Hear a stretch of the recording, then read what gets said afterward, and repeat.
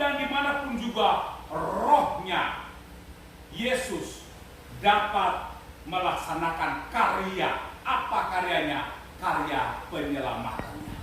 Kapan saja dan di mana saja, secara spiritual dia ada. Dimanapun kita berada, kita yakin dan percaya sungguh bahwa Tuhan itu dia ada, maka dia ada. Bahkan dia ada sangat-sangat dekat di dalam hati kita. Kapan kita berbisik kepadanya melalui doa-doa kita. Olehnya itu maka dia hadir. Walaupun secara spiritual, dia hadir di mana dan kapan saja itu dia ada untuk menyelamatkan kita melalui karya penyelamatannya itu. Bapak Ibu Saudara-saudari, karya penyelamatan Yesus ini dimulai dari sesungguhnya dari para rasul. Para rasul seperti dalam kita baca dalam bacaan pertama, ini kisah para rasul, ini 2 ayat 1 sampai dengan 11. Itu dia katakan bahwa Roh Kudus digambarkan sebagai lidah-lidah api yang turun di atas para rasul. Kalau kita dulu lihat gambar-gambar, ada buku-buku cerita dan gambar-gambar itu, para rasul dia berkumpul di situ. Lalu kemudian di atas kepala mereka ada nyala-nyala api. Di tiap-tiap mereka itu ada nyala-nyala api. Hal ini ditekankan di dalam bacaan kisah para rasul ini tentang hal itu. Mengapa harus diwujudkan dalam bentuk api? Kenapa tidak dalam bentuk lain, Kak? Mungkin dalam bentuk hujan dan dikritik, Kak? Seperti berkat begitu. Tapi kenapa harus di dalam bentuk api?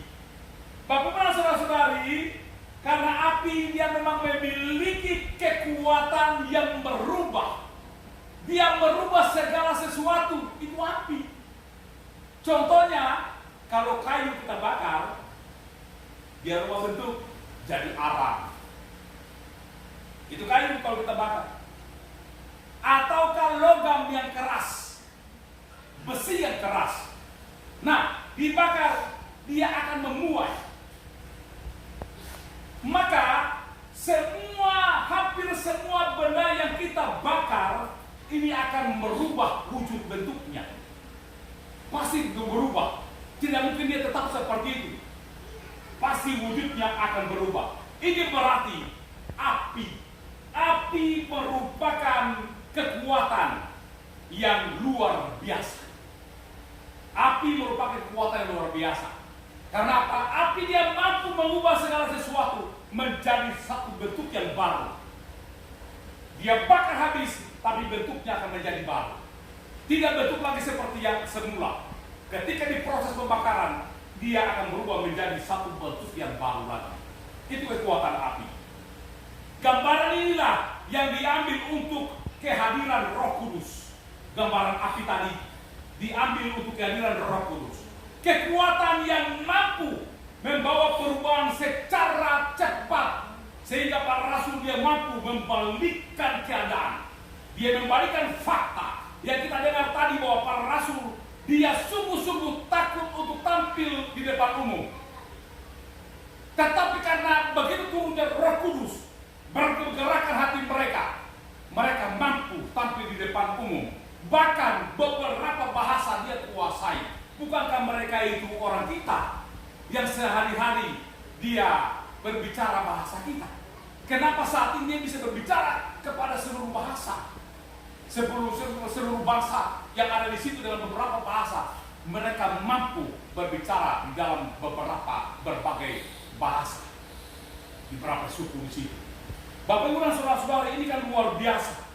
Kemampuan api itu menggerakkan mereka, mengubah mereka menjadi murid yang baru, yang mampu mewartakan kebenaran firman Tuhan di hari itu, di saat itu.